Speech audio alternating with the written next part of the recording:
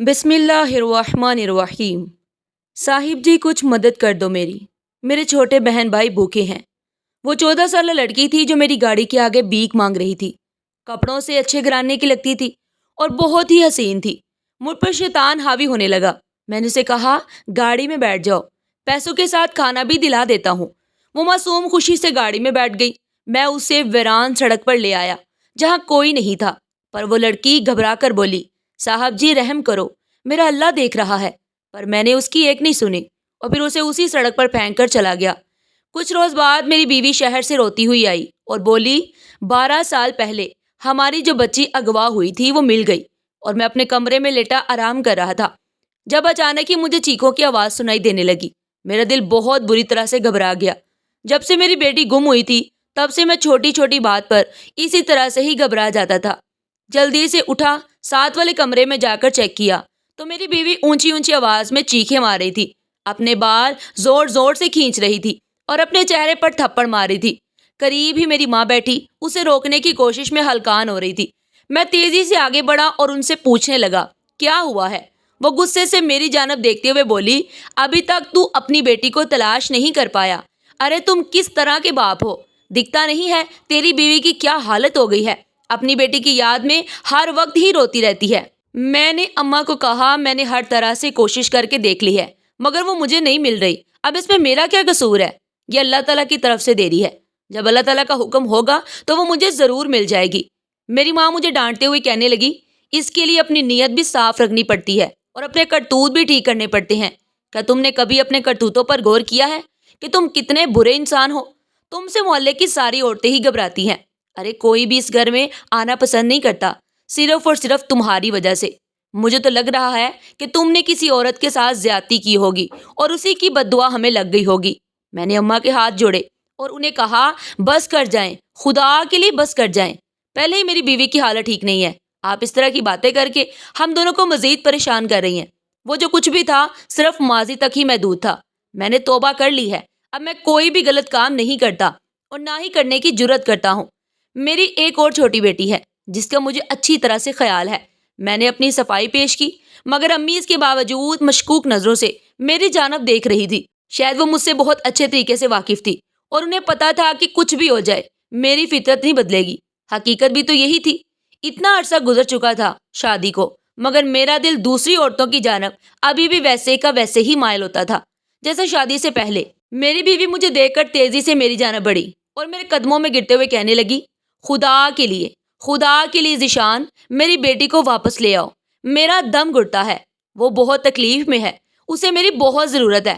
ابھی تھوڑی دیر پہلے وہ میری خواب میں آئی تھی، میری منتیں کرتے ہوئے کہہ رہی تھی کہ بابا کو میرے پاس بھیجے۔ میں نے اس کا ہاتھ پکڑا اور اسے تسلی دیتے ہوئے کہا وہ صرف اور صرف ایک خواب تھا۔ مجھے یقین ہے کہ ہماری بیٹی جہاں کہیں بھی ہوگی اچھی زندگی گزار رہی ہوگی۔ تم ہر طرح کی غلط فہمی اپنے دل سے نکال دو۔ وہ زور سے نفی میں سر ہلانے لگی اور کہنے لگی ایسا نہیں ہے، میں ماں ہوں، مجھے ہر چیز کے بارے میں علم ہو جاتا ہے۔ مجھے پتا ہے کہ میری بیٹی کو میری بہت ضرورت ہے، اسے میرے پاس لے آؤ۔ بات کرتے کرتے وہ پھر سے بے ہوش ہو گئی تھی جبکہ میں اپنا سر دونوں ہاتھوں میں گرا کر بیٹھ گیا تھا۔ سمجھ نہیں آ رہا تھا کہ کیا کروں۔ بیٹی کے غائب ہونے کو 12 سال گزر چکے تھے لیکن بیوی کی حالت ابھی بھی پہلے جیسی ہی تھی۔ نہ تو یہ گھر کو ٹھیک طرح سے سنبھال پا رہی تھی نہ ہی باقی بچوں کی طرف توجہ دے پا رہی تھی۔ اب تو اس کی توجہ مجھ پر سے بھی ختم ہو چکی تھی۔ ہر وقت ہی گڑیا کو یاد کرتی رہتی تھی اور آنسو بہاتی رہتی تھی۔ مجھے تو یقین تھا کہ وہ ایک نفسیاتی مریض بن چکی ہے مگر جب میں اپنی ماں کے سامنے یہ بات کرتا تو میری ماں مجھے ڈانٹ کر خاموش کروا دیتی۔ میں دوسری شادی کرنا چاہتا تھا کیونکہ اب اس زندگی سے میں بہت تنگ آ چکا تھا۔ ایک انسان ایک حد تک برداشت کرتا ہے لیکن جب اس حد کا پیمانہ لبریز ہو جاتا ہے تو اس کی برداشت بھی ختم ہو جاتی ہے۔ میں بھی فی الحال اسی صورتحال سے ہی گزر گیا تھا۔ میری حد بھی ختم ہو چکی تھی۔ میں اب اپنی زندگی میں سکون چاہتا تھا اور مجھے پتا تھا کہ یہ سکون اسی وقت ہی ممکن ہو سکتا ہے جب وہ میری بیوی ٹھیک ہوگی یا پھر میں دوسری شادی کروں گا۔ ابھی بھی میرا دل کرتا تھا کہ پہلے کی طرح کلب میں جاؤں، عیاشی کروں، مگر جب اپنی ماں کی بات سنتا کہ جو کچھ تم دوسروں کی بیٹیوں کے ساتھ کرو گے وہی سب کچھ تمہاری بیٹی کے ساتھ بھی ہوگا تو میں خاموش ہو جاتا اور رک جاتا، ڈر جاتا۔ ایک روز میرا یہ ڈر بھی ختم ہو گیا۔ میں اپنے کمرے میں لیٹا آرام کر رہا تھا جب مجھے پولیس اسٹیشن سے کال آئی۔ وہ میرا سب سے بہترین دوست تھا۔ جب میں نے یہ کیس دیا تھا تو اس نے مجھے اپنے پاس ملنے کے لیے بلایا تھا۔ وہاں پر گیا جو خبر مجھے ملی، لگا کہ قدموں کے نیچے سے زمین نکل گئی ہے۔ انہوں نے میری بیٹی کا جلا ہوا لباس جو کہ بہت ہی خراب ہو گیا تھا میرے سامنے رکھا اور افسردہ انداز میں کہنے لگے، ہم بہت معذرت کے ساتھ کہتے ہیں لیکن تمہاری بیٹی کا اسی دن ہی انتقال ہو گیا تھا جس دن وہ یہاں سے گم ہوئی تھی۔ جس گاڑی میں اسے لے کر جایا جا رہا تھا وہ گاڑی کھائی میں گر گئی، اسے آگ لگ گئی جس کی وجہ سے تمہاری بیٹی جل گئی۔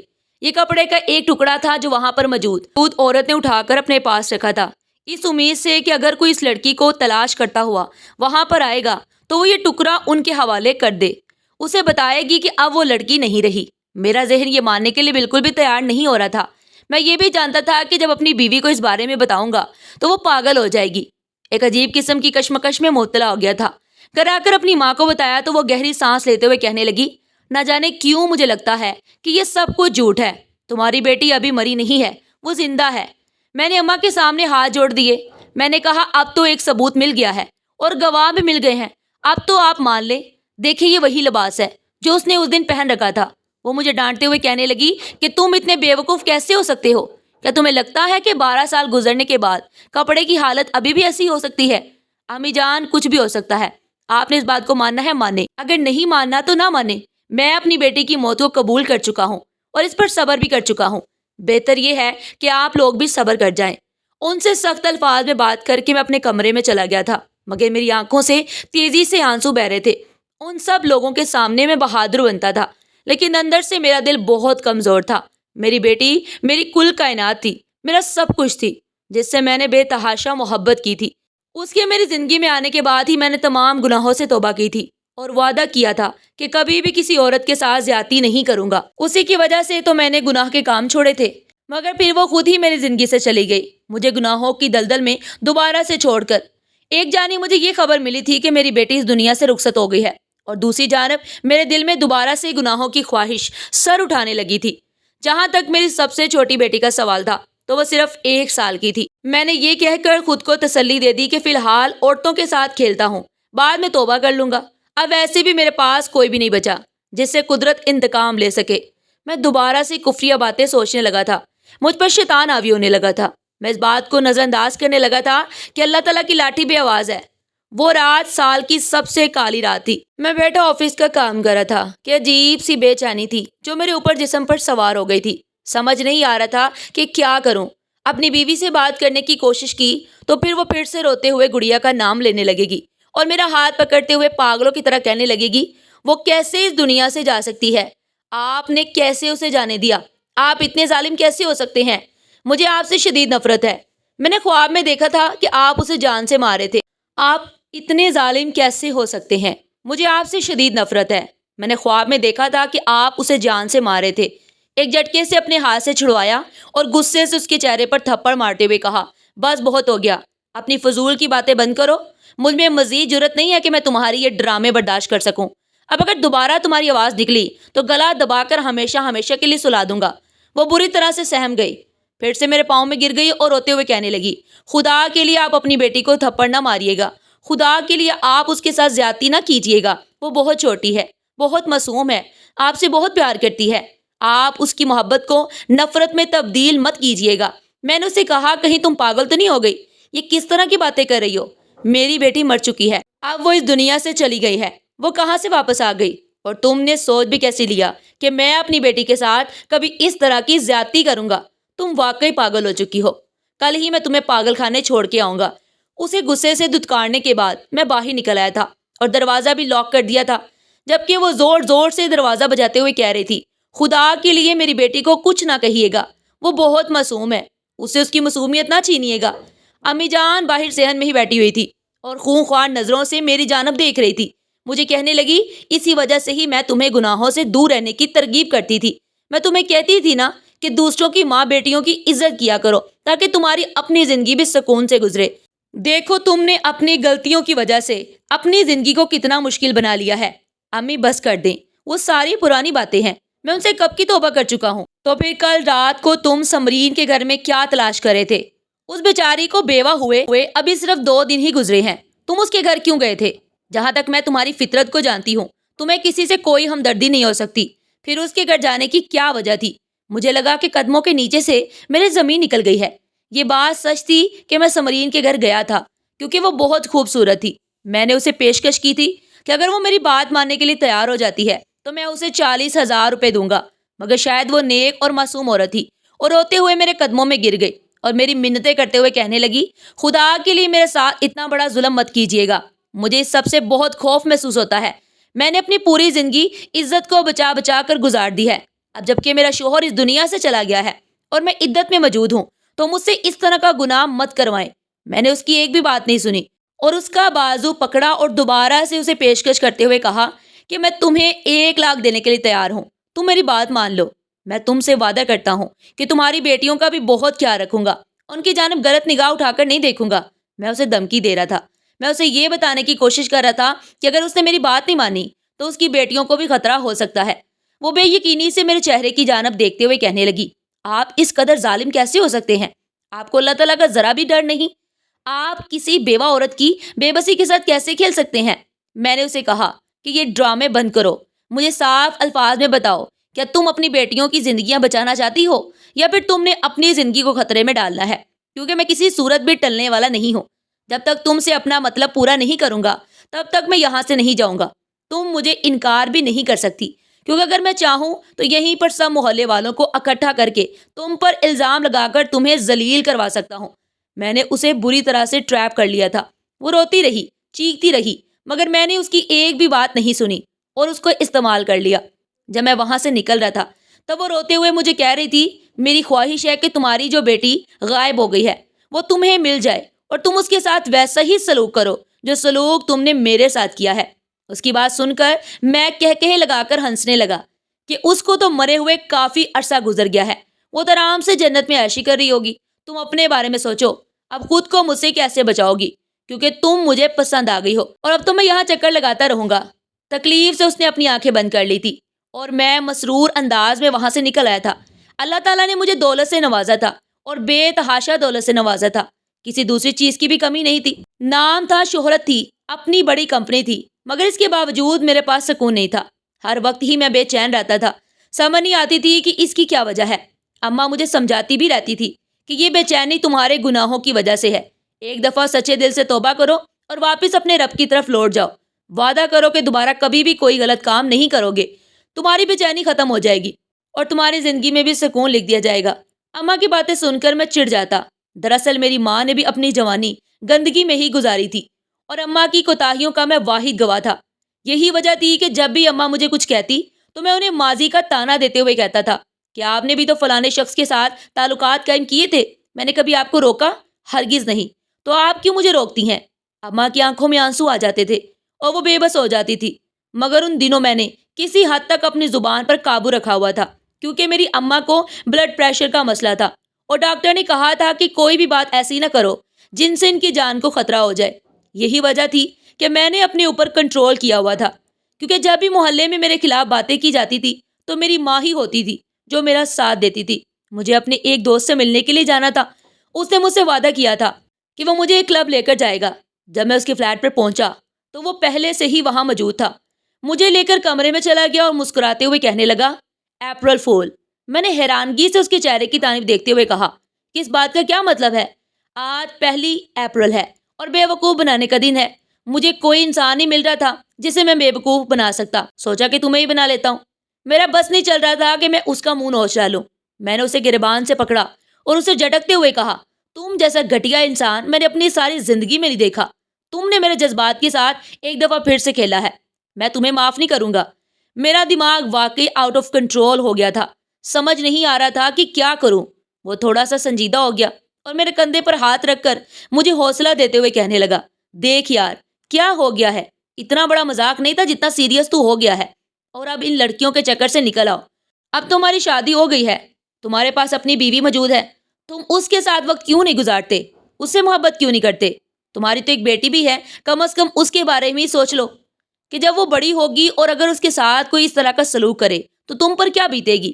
اس سے پہلے کہ وہ مزید کچھ کہتا، میں نے ایک زوردار مکہ اس کے چہرے پر مارا اور چلاتے ہوئے کہا، خبردار، جو تم نے میری بیٹی کو بد دعا دینے کی کوشش کی، میں تمہاری زبان کھینچ لوں گا۔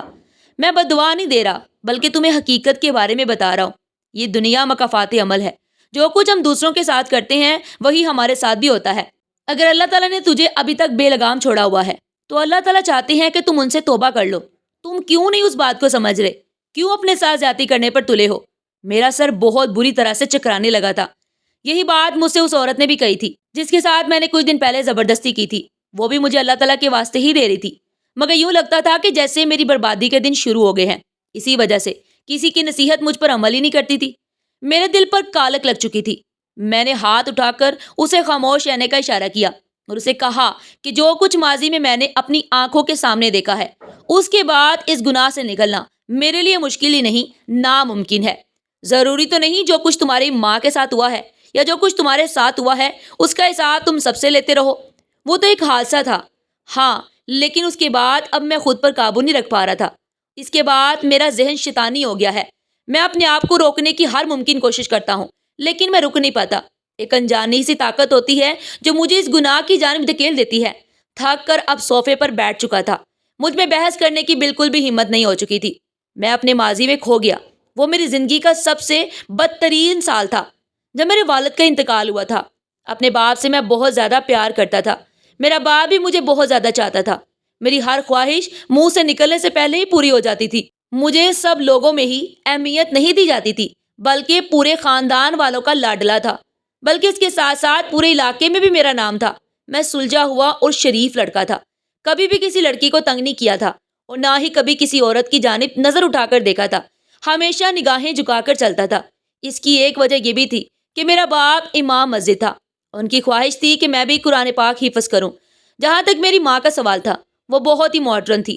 ان سے جب بھی ابا پردے کی بات کرتے تو وہ چلاتے ہوئے کہتی، مجھ سے یہ سب کچھ نہیں ہوتا، میرا دم گھٹتا ہے. ابا تو 2-3 بار انہیں دھمکی بھی دے چکے تھے کہ اگر تم اپنی ان حرکتوں سے باز نہیں آئی تو میں تمہیں بہت جلد طلاق دے دوں گا. تمہاری ان حرکتوں سے میرے بیٹے کے ذہن پر برا اثر پڑ رہا ہے. آخر تم کس طرح کی ماں ہو؟ کیوں اپنے بیٹے کی زندگی برباد کرنے پر تلی ہو؟ ہر روز ہی اماں اور ابا کے درمیان لڑائیاں ہوتی تھی اور ان کا اثر مجھ پر پڑتا تھا. کئی گھنٹوں میں اکیلا بیٹھا روتا رہتا تھا اور سوچتا رہتا تھا کہ آخر کب ہم لوگوں میں سب کچھ ٹھیک ہوگا اور ہم بھی ایک خوشگوار انسان کی طرح زندگی گزارنے لگیں گے. جب میری ماں پردہ کرنے سے منع کرتی تھی بہت عجیب و غریب محسوس ہوتا تھا. میں نے ایک دفعہ ابا کو سمجھاتے ہوئے کہا، اگر اماں کو یہ سب پسند نہیں تو آپ اماں کی بات بھی سمجھنے کی کوشش کریں.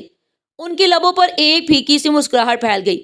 وہ مجھے کہنے لگے، کیا تم نے مجھے اتنا بے غیرت سمجھا ہوا ہے کہ میری بیوی دوسرے مردوں کو اپنی طرح متوجہ کرتی رہے اور میں کچھ بھی نہ کہوں؟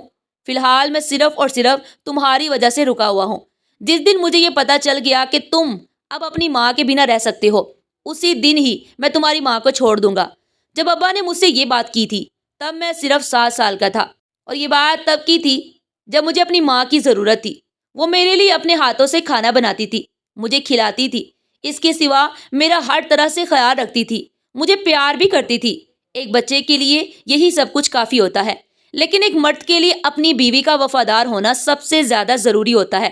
اور میرے باپ کو اسی چیز کی ہی ٹینشن تھی کہ میری ماں ان کے ساتھ وفادار نہیں ہے.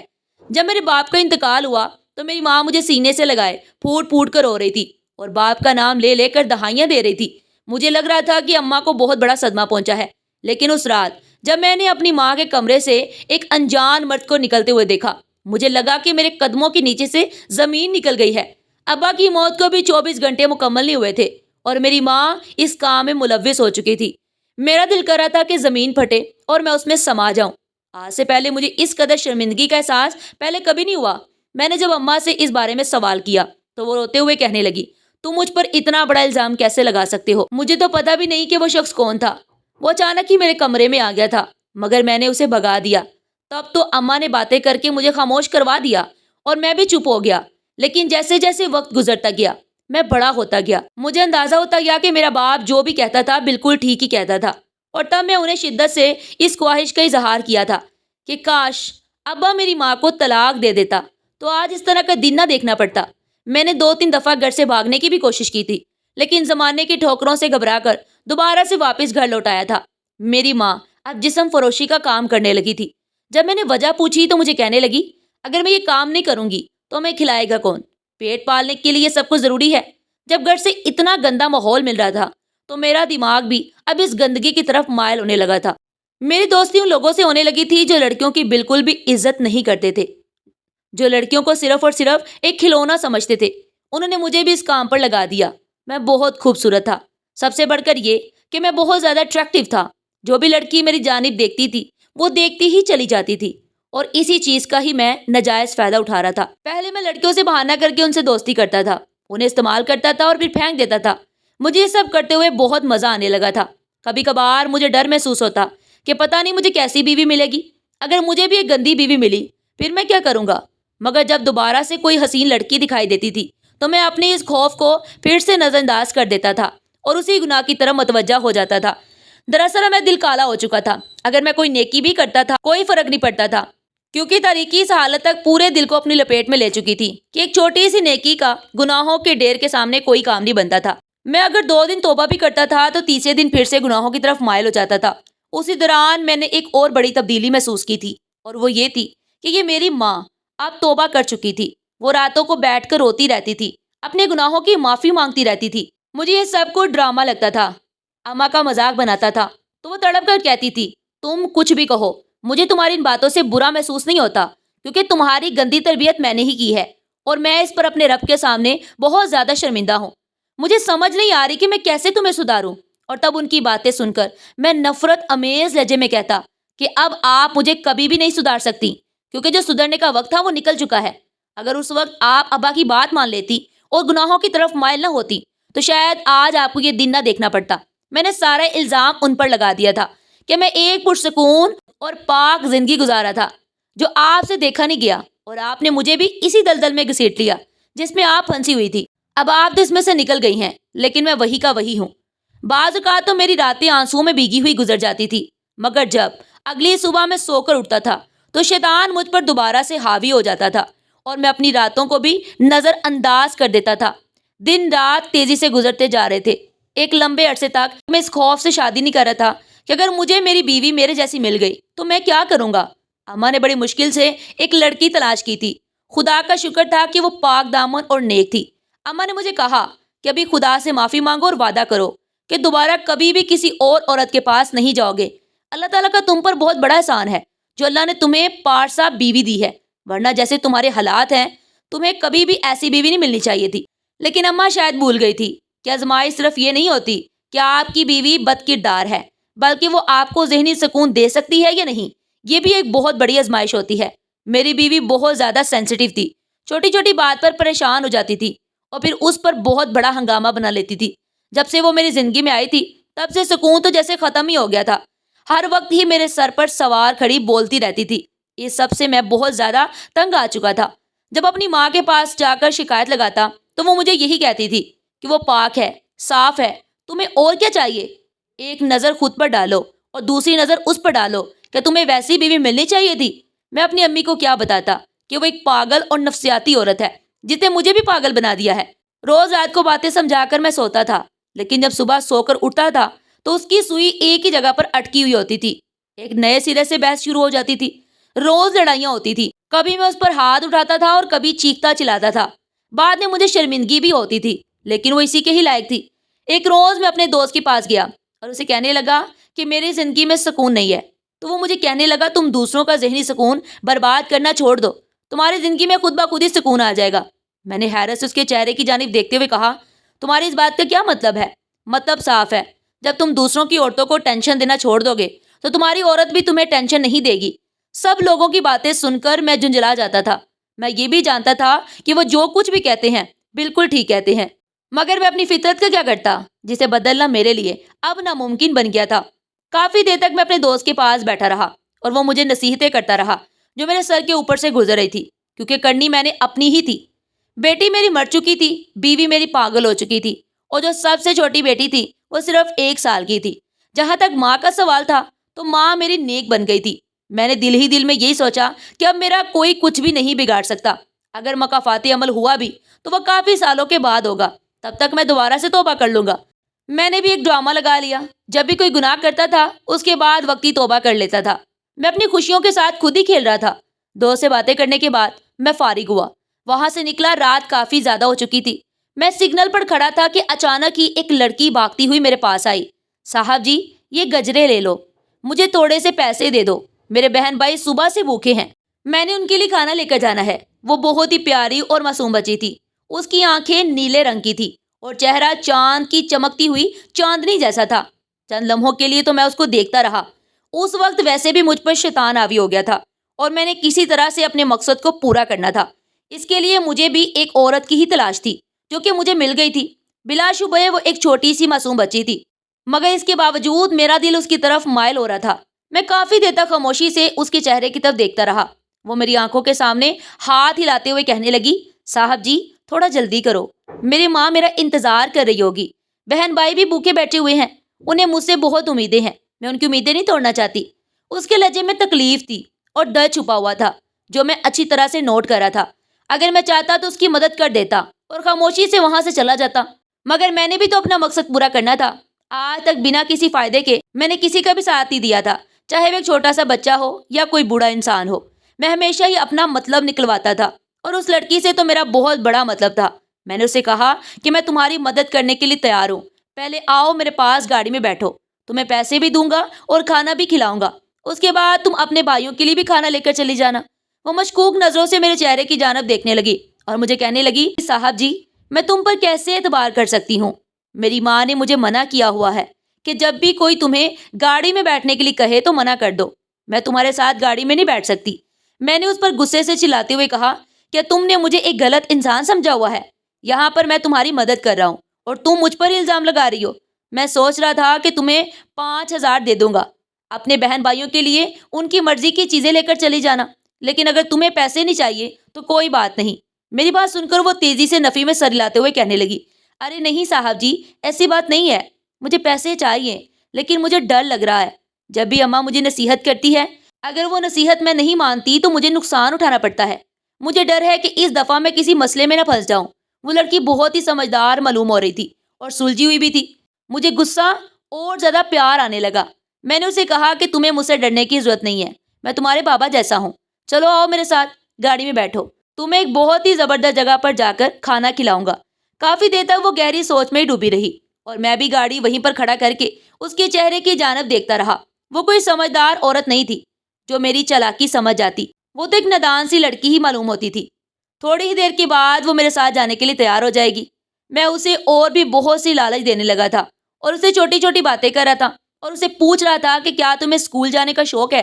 وہ زور و شور سے کہنے لگی، مجھے پڑھائی کا بہت شوق ہے، میں بڑی ہو کر وکیل بننا چاہتی ہوں، لیکن مجھے نہیں لگتا کہ کبھی میں اپنا یہ شوق پورا کر پاؤں گی۔ میں نے اسے کہا کہ مایوسی والی باتیں نہ کرو، اگر تم میرے ساتھ چل کر کھانا کھاؤ گی، مجھے اپنے گھر کے حالات کے بارے میں بتاؤ گی اور مجھے اپنے گھر والوں سے ملوانے کے لیے لے کر جاؤ گی، تو ہو سکتا ہے میں تمہاری مدد کر دوں۔ تم سے پہلے بھی میں نے بہت سے بچوں کو اسکول میں داخل کروایا ہے اور ان کے اخراجات بھی میں ہی اٹھا رہا ہوں۔ وہ آنکھیں بڑی بڑی کر کے مجھ سے پوچھنے لگی کہ آپ اتنی امیر ہیں؟ میں نے اسے کہا کہ میں تمہاری سوچ سے بھی زیادہ امیر ہوں، تم مجھ پر یقین کر کے دیکھو۔ وہ پرجوش ہو کر میری گاڑی میں بیٹھ گئی۔ میں نے اسے پچھلی سیٹ پر بیٹھنے کے لیے کہا تھا اور خود گاڑی ڈرائیو کرنے لگا۔ بار بار میں اس کے خوبصورت چہرے کو دیکھتا۔ وہ مجھ سے چھوٹے چھوٹے سوال کر رہی تھی، مجھ سے میرے خاندان کے بارے میں پوچھ رہی تھی۔ میں نے اسے کہا کہ اس طرح کی باتیں مجھے بالکل بھی اچھی نہیں لگتی، اگر تم نے میرے ساتھ چلنا ہے تو خاموشی سے چلو۔ وہ معصومیت سے اپنے ہونٹوں پر انگلی رکھ کر کہنے لگی، مجھے معاف کر دے، میں کچھ بھی نہیں کہہ رہی۔ میں بھی کھل کر مسکرا دیا۔ میں اسے ایک سنسان جگہ پر لے کر گیا۔ شیطان مجھ پر مکمل طور پر حاوی ہو چکا تھا۔ جب میں نے پچھلی کھڑکی کھولی تو وہ گھبرا گئی اور مجھے کہنے لگی، آپ مجھے کہاں پر لے کر آئے ہیں؟ مجھے بہت بھوک لگی ہے، آپ نے تو مجھے کہا تھا کہ آپ مجھے کباب کھلانے کے لیے لے کر جائیں گے۔ میں نے اسے کہا کہ تم جب بھی اپنی ماں کی بات نہیں مانتی، تمہیں کوئی مصیبت اٹھانا پڑتی ہے۔ وہ مزید ڈر گئی، میری طرف دیکھتے ہوئے کہنے لگی، کیا آپ میرے ساتھ کچھ غلط کرنے والے ہیں؟ میں نے اس کی اس بات کو مکمل طور پر نظر انداز کیا اور اسے قابو کرنے لگا۔ وہ مجھے میری بیٹی کے واسطے دے رہی تھی، مگر میرے اوپر شیطان حاوی ہو چکا تھا۔ جب اس کا استعمال کر چکا تو میں نے اسے ایک سنسان جگہ پر پھینک دیا۔ اچانک ہی میری نظر اس کی گردن پر پڑے، اس نشان پر پڑی۔ مجھے لگا کہ میرے قدموں کے نیچے سے زمین نکل گئی ہے۔ خوف زدہ ہو کر میں پیچھے کی طرف گر پڑا۔ مجھے اپنی آنکھوں پر یقین ہی نہیں آ رہا تھا۔ یہ ممکن نہیں ہو سکتا، میری بیٹی مر چکی ہے۔ میں نے خود کو تسلی دی اور خوف زدہ ہو کر وہاں سے بھاگ گیا۔ جب اپنے کمرے میں پہنچا، میرا پورا جسم پسینے میں شرابور تھا۔ میں نے امی جان سے پوچھا کہ بیگم کہاں پر ہے، تو وہ مجھے کہنے لگی اس کی طبیعت خراب ہے، وہ ہسپتال گئی ہے۔ امی بیٹی تسبیح پڑھ رہی تھی، میں اس کے قریب جا کر بیٹھ گیا۔ انہوں نے پہلے آنکھیں بند کی ہوئی تھی، جب انہیں محسوس ہوا کہ کوئی قریب آ کر بیٹھا ہے تو آنکھیں کھول کر میرے چہرے کی جانب دیکھنے لگی. مجھے کہنے لگی کہ میں نے تمہیں منع کیا تھا نا, باز رہنے کے لیے کہا تھا, مگر تم نے میری ایک بھی بات نہیں سنی. میں مزید پریشان ہو گیا. میں نے ان سے کہا کہ آپ کس بارے میں بات کر رہی ہیں؟ تو وہ بیزاریت سے کہنے لگی, اسی بارے میں ہی بات کر رہی ہوں جس سے تم خوفزدہ ہو رہے ہو. کل رات میں نے ایک ڈراؤنا خواب دیکھا تھا, اور اس سے پہلے بھی وہ خواب دیکھ چکی تھی میں. تم خود اپنی بیٹی کے ساتھ ظلم کرتے ہو. مجھے ڈر تھا کہ وہ خواب کبھی بھی پایا تکمیل تک نہ پہنچ جائے. امید ہے کہ تم نے کسی بھی بچی کے ساتھ کوئی ظلم نہیں کیا ہوگا. یہ کہہ کر امی خاموش ہو گئی, جبکہ میں چلاتے ہوئے کہنے لگا, آپ میرے ساتھ اتنا بڑا ظلم کیسے کر سکتی ہیں؟ اگر آپ کو ایسا کوئی خواب دکھائی دیا تھا تو آپ نے مجھے پہلے کیوں نہیں بتایا؟ میں چلانے لگا تھا. اس بچے کا چہرہ بار بار میری نظروں کے سامنے گھوم رہا تھا. مجھے اپنی بیٹی کی بھی یاد آ گئی تھی. اس کی آنکھیں بھی تو نیلے ہی رنگ کی تھی. مگر اس وقت مجھے یاد کیوں نہیں آیا جب میں اس بچی پر ظلم کر رہا تھا؟ میں اپنی ماں کے قدموں میں گر گیا اور روتے ہوئے کہنے لگا, میں نے اس بچی کے ساتھ کوئی ظلم نہیں کیا, اور وہ میری بیٹی بھی نہیں تھی. آپ کو کوئی غلط فہمی ہوئی ہے. آپ کا خواب جھوٹا ہے. اماں اسی طرح پرسکون بیٹھی ہوئی تھی. اپنا ہاتھ پیچھے کی طرف ہٹاتے ہوئے کہنے لگی, میں نے تو تم پر الزام نہیں لگایا, اور نہ ہی میں تمہیں ڈانٹ رہی ہوں. میں تو بالکل خاموش بیٹھی ہوئی ہوں. تم کیوں پاگلوں کی طرح چلا رہے ہو؟ میرے ذہن میں اس وقت اس بچی کے الفاظ گونج رہے تھے. اس کے چھوٹے چھوٹے جملے کسی ہتھوڑے کی طرح میرے دماغ پر برس رہے تھے. مجھے لگ رہا تھا کہ میں نے اپنے ساتھ ایک بہت بڑی زیادتی کر دی ہے. دل کی تکلیف تھی, کم ہونے کا نام ہی نہیں لے رہی تھی. اللہ, میں کیا کروں؟ میں نے بے بسی سے فریاد کی, مگر وہ آواز پلٹ کر دوبارہ میرے پاس آ گئی تھی. کافی دیر تک میں صحن میں ٹہلتا رہا اور اپنی بیگم کے واپس آنے کا انتظار کرتا رہا. اسے کال کی تو اس کا نمبر بھی آف جا رہا تھا. میں نے اپنی چھوٹی بیٹی کے بارے میں پوچھا تو امی نے مجھے بتایا کہ وہ بھی اپنی ماں کے ساتھ ہی گئی ہوئی ہے. تمہاری ماں اپنے کمرے میں لیٹی ہوئی تھی. یہ اچانک ہی اس کو جھٹکا لگا اور اس کے سر میں شدید درد ہونے لگا. درد کم ہونے کا نام ہی نہیں لے رہا تھا. محلے کے جنید سے میں نے بات کی. وہ اسے اپنے ساتھ ٹیکسی میں لے کر گیا. میں نے انہیں کہا کہ آپ نے مجھے کال کیوں نہیں کی تھی؟ میں نے تمہیں بہت سی کالیں ملائی تھی, لیکن تمہارا نمبر آف جا رہا تھا. تم کسی اور کام میں مصروف تھے. یہ کہہ کر انہوں نے پھر سے آنکھیں بند کر لی. تھوڑی دیر کے بعد میں نے موبائل فون آن کیا تو میری بیوی کی طرف سے بھی کئی کالز آ چکی تھی. میں نے اسے کال ملائی تو اس کی طرف سے ملنے والی خبر کو سن کر مجھے لگا کہ میرے قدموں کے نیچے سے زمین نکل گئی ہے. وہ اونچی اونچی آواز میں چلا رہی تھی اور مجھے کہہ رہی تھی, تم نے مجھ سے جھوٹ بولا تھا. میری بیٹی مری نہیں تھی, وہ زندہ تھی, مگر کسی نے اس کے ساتھ زیادتی کر کے اسے پھینک دیا ہے. میں بہت تکلیف میں ہوں, میرے پاس آ جاؤ, مجھے تمہاری بہت ضرورت ہے. ایک لمحے کی دیری کیے بنا میں گھر سے نکلا. جب میں اس جگہ پر پہنچا تو وہ وہی بچی تھی جس کے ساتھ زیادتی کر کے میں نے اسے پھینک دیا تھا. میرے وجود کو خوف کی وجہ سے جھٹکے لگنے لگے تھے. میری بیوی تیزی سے بھاگتی ہوئی میرے پاس آئی اور میرا گریبان پکڑ کر میرے چہرے پر تھپڑ مارتے ہوئے کہنے لگی, میں نے تمہیں کہا تھا اپنی بیٹی کو تلاش کرو. اگر تم ٹھیک طرح سے تلاش کرتے تو وہ ہمیں صحیح سلامت حالت میں ملتی, لیکن تم نے اپنی بیٹی کو قربان کر دیا. میری بیٹی کی جو بھی حالت ہوئی ہے یہ صرف تمہاری وجہ سے ہوئی ہے. میں تمہیں کبھی بھی معاف نہیں کروں گی. ارے وہ ظالم انسان, اس میں ذرا بھی رحم نہیں تھا. ایک معصوم سی بچی کے ساتھ اس نے اتنا بڑا ظلم کر دیا. اللہ تعالیٰ اس انسان پر اپنا قہر برسائے. اگر اس کی بیٹیاں ہیں تو ان کے ساتھ بھی اسی طرح کا ہی ظلم ہو. اس سے پہلے کہ وہ مزید کچھ کہتی, میں نے اس کے ہونٹوں پر ہاتھ رکھ لیا اور اسے کہا کہ کس طرح کی باتیں کر رہی ہو, خاموش ہو جاؤ. میری آنکھوں سے تیزی سے آنسو بہ رہے تھے. ہمیشہ سے جو کچھ میں نے دوسروں کے ساتھ کیا تھا, آج وہ سب کچھ میرے سامنے آ گیا تھا. دل میں پہلی دفعہ تکلیف محسوس ہو رہی تھی. ضمیر مجھے ملامت کر رہا تھا. میں جانتا تھا کہ میری ساری زندگی اسی تکلیف میں گزرنے والی ہے. ذہنی سکون تو ختم ہو چکا تھا. میں نے ڈرتے ڈرتے اس کمرے میں قدم رکھا, مگر میں زیادہ دیر تک اس بچی کو دیکھ نہیں پایا. وہ داڑے مار مار کر رونے لگا. اب رونے کے علاوہ میرے پاس اور کوئی دوسرا آپشن بھی نہیں تھا. باقی سب لوگ یہ سمجھ رہے تھے کہ شاید اپنی بیٹی کی یہ حالت ہونے پر میں تکلیف میں ہوں. اگر سب دنیا کو یہ پتا چل جاتا کہ اس کی یہ حالت کرنے والا بھی میں ہی ہوں تو سب مجھ پر تو تو کرتے. جہاں تک میری چھوٹی 1 سالہ بیٹی کا سوال تھا تو کوئی اسے اپنے ساتھ اٹھا کر لے کر چلا گیا تھا. میری بیوی اب پاگلوں کی طرح اسے بھی تلاش کر رہی تھی, لیکن وہ ہمیں کہیں بھی نہیں مل رہی تھی. میں خود بہت پریشان ہو گیا تھا. میری بیوی نے اچانک ہی اپنے دل پر ہاتھ رکھ لیا اور پھر بے ہوش ہو گئی. ڈاکٹر نے مجھے بتایا کہ وہ اس فانی دنیا سے رخصت ہو کر چلی گئی ہے. میری زندگی سے تمام خوشیاں بھی روٹ گئی تھی. میری ماں کا بھی چند دنوں کے بعد انتقال ہو گیا تھا. میں اس دنیا میں اکیلا رہ گیا تھا. اس گھر میں بھی اکیلا ہی رہ گیا ہوں. یہاں پر مجھے ہر وقت اس معصوم بچی کے ہنسنے کھیلے کی آوازیں سنائی دیتی ہیں. جب میں مسکراتا ہوں تو آوازیں چیخوں میں بدل جاتی ہیں. میں جانتا ہوں کہ حقیقت میں ایسا کچھ بھی نہیں ہے. یہ سب کچھ میرے ذہن کی پیداوار ہے اور یہ اس وقت تک مجھے دکھائی اور سنائی دیتا رہے گا. اس وقت تک میں تکلیف میں مبتلا رہوں گا جب تک میں مر نہیں جاتا. ہر روز میں اپنے مرنے کی دعا کرتا ہوں لیکن روز آنکھ کھل جاتی ہے. ناظرین، آپ کو یہ آج کی ہماری کہانی کیسی لگی؟ کمنٹ باکس میں اپنی قیمتی رائے کا اظہار ضرور کیجیے گا، اور ویڈیو اچھی لگے لائک کریں، زیادہ سے زیادہ شیئر کریں اور سبسکرائب کرنا مت بھولیے گا. تب تک ملتے ہیں ایک نئی اور دلچسپ کہانی کے ساتھ. شکریہ. اللہ حافظ.